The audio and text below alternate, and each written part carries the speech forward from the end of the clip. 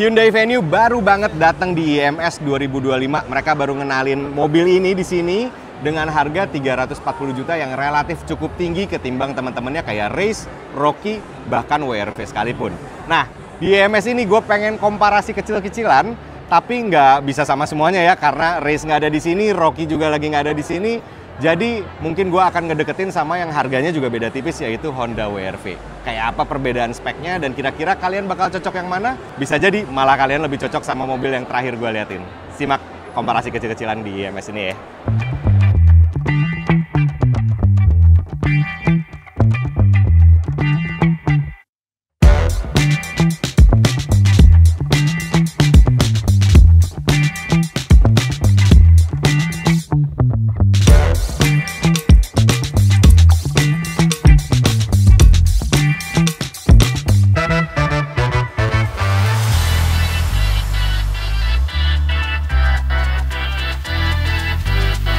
Buat variannya sendiri, si Hyundai Venue ini datang cuman satu varian doang teman-teman, dan harganya 340 juta. Jadi memang sayangnya konsumen jadi belum bisa memilih range harganya, yaitu paten di 340 juta aja. Yang mana teman-temannya rata-rata pada punya banyak banget varian dan bahkan ada yang punya pilihan mesin. Oke, sementara kalau WRV ini teman-teman, dia dijual lebih variatif. Ada beberapa varian, harganya juga dari 200 jutaan, 280 jutaan kalau nggak salah, sampai 330 jutaan untuk versi paling mahal. Salah satunya adalah versi RS ini, walaupun ini adalah versi RS yang non-Honda Sensing. Tapi kalau yang paling topnya adalah yang Honda Sensing, yang mana harganya tadi yang gue sebut 330 jutaan. Jadi untuk opsinya sendiri, dia lebih variatif, lebih oke lah ya teman-teman, untuk menyesuaikan kebutuhan teman-teman sendiri gitu.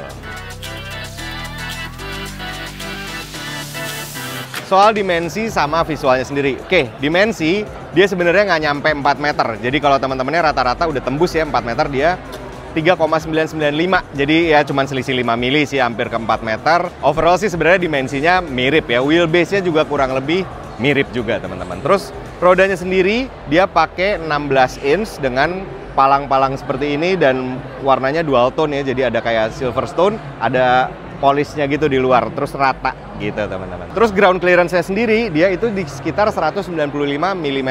Jadi memang kalau dibanding WRV dia mestinya sedikit lebih rendah. Terus kalau misalnya dari styling, dia crossover banget tentunya, pakai fender-fender plastik di bawahnya nyambung sampai ke belakang. Ada roof railnya juga di atas ini ya. Terus lampu-lampunya di belakang, lampu-lampu nyambung gitu, stop lampnya di depan. Kalau kita lihat ya udah pakai LED projector ya di bawah, si headlampnya di atas itu di RL.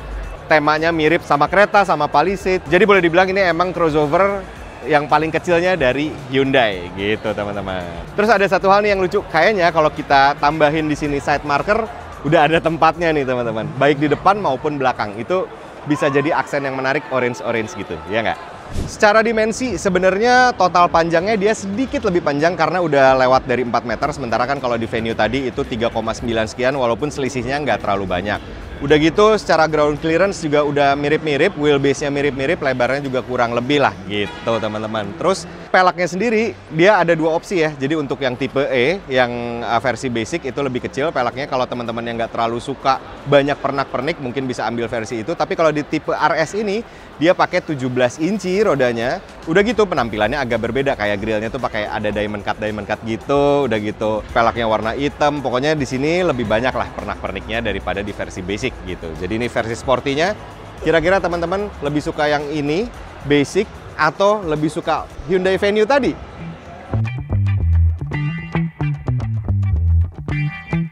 Apa yang ada di balik bonet ini cukup compact teman-teman. Bahkan dia pakai format kayak Race sama Rocky, yaitu 3 silinder 1000 cc. Tapi di sini outputnya kelihatan lebih gede lagi gitu di atas kertas. Jadi kurang lebih tenaganya tuh bisa nyampe 120 PS, yang mana ya kurlapnya sama mesin 1500-nya WRV.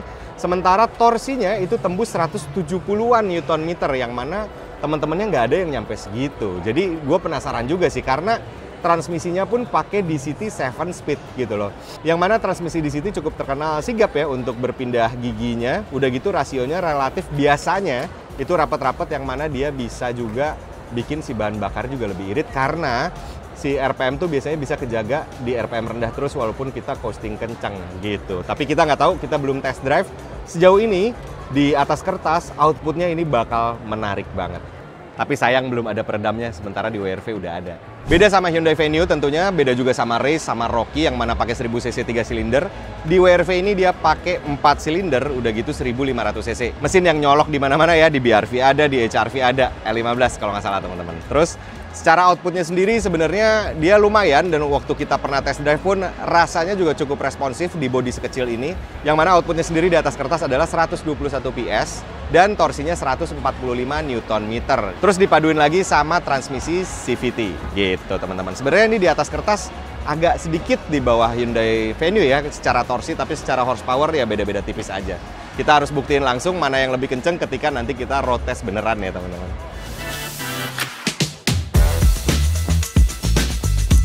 Oke, ini di driver side untuk si Hyundai Venue ya teman-teman. Jadi setelan bangkunya selain recline dan maju mundur, dia bisa dinaik turunin juga, ada height adjusternya. Terus kita setel dulu nih ya, kakinya ke pedal biar enak. Oke. Setir pengaturannya dia cuma tilt steering ya, jadi nggak ada teleskopiknya. Ini kita setel. Dan untuk tinggi gue yang 170 cm, ini adalah posisi paling rendah, masih cukup commanding sebenarnya yang duduknya ya. Jadi kap mesin tuh masih kelihatan bahkan sebagian besarnya dari sisi sini. Dan secara headroom adalah di sini sisa 8 jari, kurang lebih 8 jari lebih sedikit lah teman-teman nih ya, buat bayangannya kayak gini. Dan bahu kita ini ketika duduk ada di atas door trim, jadi visibilitasnya juga cukup enak, kacanya cukup gede-gede. Oke lah untuk posisi nyetir 170 cm atau kurang juga mestinya oke lah gitu. Sementara bangkunya sendiri kerasa cukup suportif sampai ke ketek kaki dan betis. Nih cukup besar bangkunya, kerasa enak. Udah gitu sandaran dan cushionnya relatif yang apa ya, agak kenceng gitu teman-teman, bukan yang fluffy banget, tapi ini agak kenceng dan agak firm gitu. Tapi enak kok untuk si posisi nyetirnya karena cukup ideal. Ini hasil akhirnya kurang lebih seperti ini ya. Kalau visual dan materialnya sendiri sebenarnya ini kalau dilihat tuh ya agak cukup basic karena hard plastiknya lebih banyak di expose, nggak banyak bungkusan, cuman di door trim aja jadi sedikit nih bungkusan synthetic leather, tapi di dashboardnya itu semua hard plastiknya di expose teman-teman. Nah ini ya, semua hard plastik.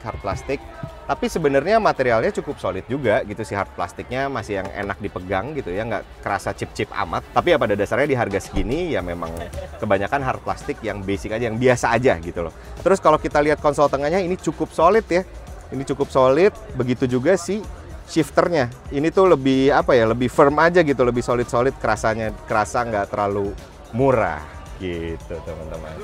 Sekarang di driver side-nya si Honda WRV, kita setel dulu ya satu-satu. Dia ada tilt steering, tapi nggak ada teleskopiknya juga, sama kayak di Hyundai Venue. Set. Terus bangkunya bisa kita atur, selain recline itu bisa naik turun juga teman-teman. Nah ini bisa kita turunin rendah. Set. Pedal kita pasin dulu. Ini udah posisi yang gua atur enak ke pedal dan juga ke setirnya, kurang lebih hasil akhirnya seperti ini. Masih cukup ideal sebenarnya untuk driving positionnya, tapi ada sisi di mana gue merasa lebih ergonomis lagi di Hyundai Venue. Tapi ini masih cukup ergonomis juga, masih enak nyetirnya. Terus soal headroomnya sendiri, di sini masih sisa lebih dari 8 jari berarti ini ya, kurang lebih, wah masih banyak nih ternyata. Bisa belasan jari berarti di sini, jadi headroomnya cukup besar. Udah gitu duduknya kita posisinya lebih tinggi daripada door trim, jadi visibilitasnya enak teman-teman. Dan bangkunya lumayan suportif juga sih sebenarnya, walau balik lagi kayaknya di sana lebih suportif tadi ya. Sementara soal material di dalamnya memang kelihatan di Hyundai ada beberapa yang lebih basic karena lebih banyak plastik yang di expose begitu aja, hard plastiknya. Sementara kalau di versi RS ini memang lebih banyak aksen. Udah gitu di sini ada aksen piano black juga, ada bungkusan sedikit kulit sintetis nih di bagian dashboard sini. Di door trim juga ada yang dibungkus pakai kanvas gitu teman-teman. Jadi ada beberapa hal yang lebih terbungkus lah gitu. Walaupun pada dasarnya di kelas ini materialnya material ya hard plastik kebanyakan gitu. Terus kita cobain ini shifternya juga tetap lebih berasa solid di Hyundai teman-teman daripada yang ada di sini. Tapi bukan berarti di sini buruk juga. Di sini juga masih oke, masih serba solid, rapi, dan visualnya enak dilihat juga ya, lebih sporty lagi gitu.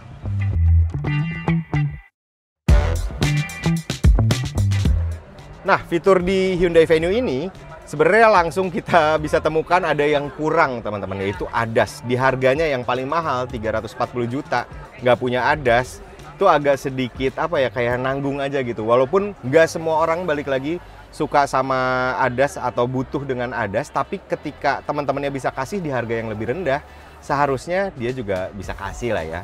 Tapi memang seenggaknya safety dasarnya juga udah oke. Di mobil sekecil ini ada 6 buah airbag, ABS, EBD yang kayak gitu-gitu juga udah jadi standar. Tapi di lain sisi ada yang teman-temannya nggak punya, yaitu adalah sunroof. Nah ini di kelas ini kayaknya baru dia doang nih yang punya sunroof. Karena kayak Rocky, Ray, sama WRV itu nggak punya gitu. Dia punya sunroof jadi oke lah, lumayan ya. Terus kalau kita lanjut lagi, display instrumennya juga di sini cukup representatif lah ya. Dia pakai full digital cockpit, yang mana ini desainnya tuh mirip lah sama kayak punyanya Stargazer, kayak punyanya kereta. Kurang lebih format dan display sama font-fontnya tuh mirip banget. Ada drive mode juga ya di sini ya. Bisa normal, eco, sama sport. Terus kalau kita lanjut lagi ke head unitnya, ini cukup compact sebenarnya. Kalau nggak salah ini gedenya 8 inch, tapi konektivitasnya lumayan. Dia juga udah bisa phone projection pakai Android Auto atau Apple CarPlay, yang mana Apple CarPlay-nya itu udah wireless, tapi kalau misalnya Android Auto-nya harus pakai USB cable. Ke bawah, ini masih banyak tombol fisik, jadi kita ngatur volume pun nggak harus dari screen. Ini ada tombol fisik dari tengah, atau misalnya switch dari setir juga bisa. Tapi di sini masih enak nih ngatur-ngaturnya, nggak ketergantungan sama screen. Ke bawahnya lagi, AC-nya juga udah di display pakai ini ya, screen digital. Nih ada kecil gini, bulat. Terus bisa sampai lebih dari 27 derajat. Si nyetelnya, dan paling dinginnya itu di bawah 17 derajat. Rear defogger, front defogger udah ada, terus di bawahnya cukup lengkap nih. Udah ada USB-A, udah gitu ada 12 voltnya juga, dan ada USB-C untuk slot charger. Jadi udah lebih masa kini lah teman-teman. Karena yang di display itu nggak ada yang versi topnya banget, yang versi Honda Sensing nanti gue akan ceritakan aja ya. Tapi yang bisa kita lihat sekarang adalah memang di versi RS yang non Honda Sensing ini dia pakai display masih jarum nih si instrumen clusternya, baik RPM maupun speedometernya. Tapi memang ada digital meter cluster di tengah sini yang warnanya juga udah oke lah ya. Terus lanjut lagi head unitnya, ini juga kalau di versi top yang Honda Sensing itu lebih besar lagi head unitnya. Udah gitu ada smartphone connection juga, yaitu Android Auto dan Apple CarPlay. Jadi cukup seimbang lah ya untuk di top trim. Terus ke bawahnya lagi ada pengaturan AC yang semuanya udah di display di screen digital sini. Jadi sama ya, kurang lebih pakai display digital juga. Terus di sini arah semburannya ada ke muka sama kaki gitu teman-teman. Jadi ada dua arah semburan. Ke bawahnya lagi ada power outlet, tapi kelihatannya di sini nggak ada slot USB-C atau slot USB-A gitu. Sementara soal safety-nya sendiri yang udah pasti berbeda banget sama Hyundai Venue adalah versi RS itu masih punya trim yang ada Honda Sensing-nya. Dan Honda Sensing itu cukup kepake sebenarnya. Karena menunya cukup banyak gitu ya, kayak mulai ada adaptive cruise control, ada lane keeping assist, ada rem otomatis depan, terus ada Honda Lane Watch-nya juga yang kalau kita ngesen kiri itu otomatis ada di display di head unit, jadi kita blind spotnya tuh kelihatan gitu ya. Sementara Hyundai Venue itu nggak punya ADAS sama sekali. Walaupun persepsi soal ADAS itu bisa berbeda-beda. Ada yang memang kepake, ada yang memang butuh gitu ya, merasa butuh. Ada juga yang mungkin nggak peduli dengan adanya atau nggak adanya ADAS gitu teman-teman. Tapi dengan harganya yang sebenarnya lebih mahal, mestinya sih bisa gitu ya nyediain ADAS itu, karena rival-rivalnya semua hampir ada gitu loh. Tapi kalau soal safety dasar sih sebenarnya kurang lebih mirip ya teman-teman. Dia punya 6 airbag juga untuk yang versi RS Sensing yang paling top lagi, balik lagi. Terus udah gitu ABS, EBD, dan lain-lainnya udah oke juga.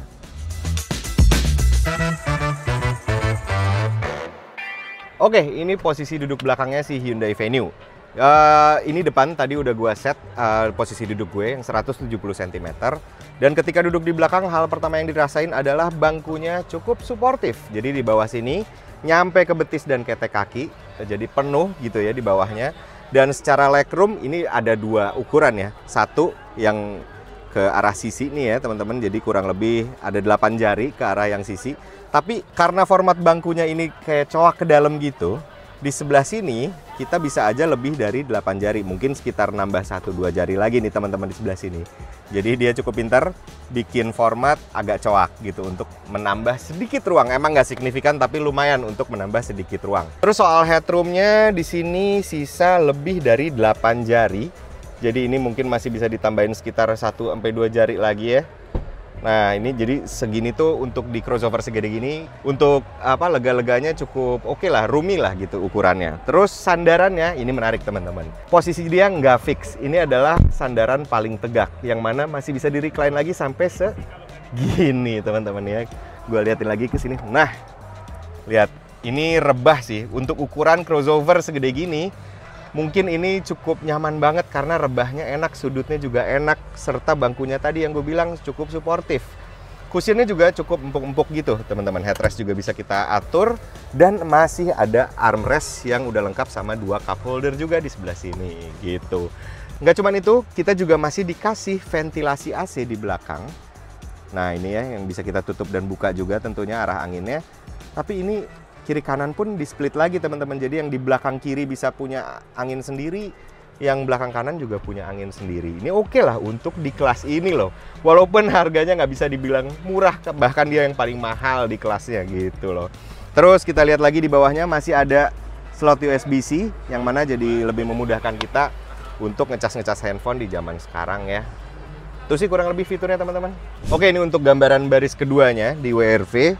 Dia sebenarnya bangku bawahnya cukup suportif, dia nyentuh sampai ke betis ini teman-teman, tuh ya bisa dilihat. Terus legroomnya sendiri, kalau ini tadi posisi nyetir gue yang 170 cm, sisa legroomnya adalah kurang lebih di 8 jari. Jadi slidernya ini udah nggak bisa diatur sama sekali ya, posisi bangkunya itu fix. Jadi kurang lebih segini nih, 8 jari. Headroomnya sendiri sisa sekitar 7 jari teman-teman. Headroomnya sendiri sisa 7 jari. Udah gitu recline-nya itu nggak serebah di Venue tadi. Nih, ini udah mentok segini, udah paling pol, dan posisi duduk kita kayak gini nih. Sebenarnya lumayan enak juga sih rebahnya. Sudutnya tuh masih oke juga, masih cukup nyaman, tapi belum bisa senyaman si Venue gitu sih sandarannya sendiri gitu. Dan memang relatif lebih sederhana lah gitu sih di belakangnya. Tapi emang visibilitasnya masih oke. Balik lagi, bahu kita sama door trim itu masih sedikit lebih tinggi, jadi nggak nek-nek amat untuk nebeng di belakang ini. Tapi ya di belakang fiturnya cuma ada power outlet 12 volt aja yang perlu konektor kalau mau ngecas tuh gitu loh. Jadi belum ada slot-slotan, nggak ada AC belakang, ventilasi AC belakang maksudnya. Ya lebih sederhana lah. Sekarang kita lihat bagasinya si Venue. Dia kalau misalnya kita lihat data spek itu sekitar 343 liter volumenya. Dan emang ini sebenarnya cukup untuk mobil segede gini, masih space-nya masih oke banget buat bawa-bawa barang, koper segala macam itu masih oke. Dan ada juga tray pemisahnya gitu untuk ngalangin barang yang ada di dalam. Tapi memang harusnya ini tidak lebih besar daripada punyanya WRV gitu. Tahu walaupun bedanya nggak terlalu banyak lah ya. Tapi kita lihat dulu nih di bawah ada, ada ban serep juga, teman-teman. Ini ada ban serep, bukan space saver banget. Jadi masih hampir full size lah ya. Dia tapi pakai yang ring 15. Kalau rodanya tadi 16, ini 15 nih ban serepnya. Tapi ini bukan space saver amat gitu. Oke, sekarang kita lihat bagasinya WRV. Set. Oke, secara visual emang kelihatan sedikit lebih besar daripada punyanya Venue. Mungkin karena ya tadi ya, lebih rebah juga sih Venue. Terus memang secara data pun yang kita cari, volumenya juga memang sedikit lebih besar teman-teman. Selain itu, selain bagasinya cukup besar, di dalam di sini juga ada ban serep yang bukan space saver. Jadi dia boleh dibilang hampir full size lah teman-teman si ban serepnya gitu. Terus ada toolkit juga ya.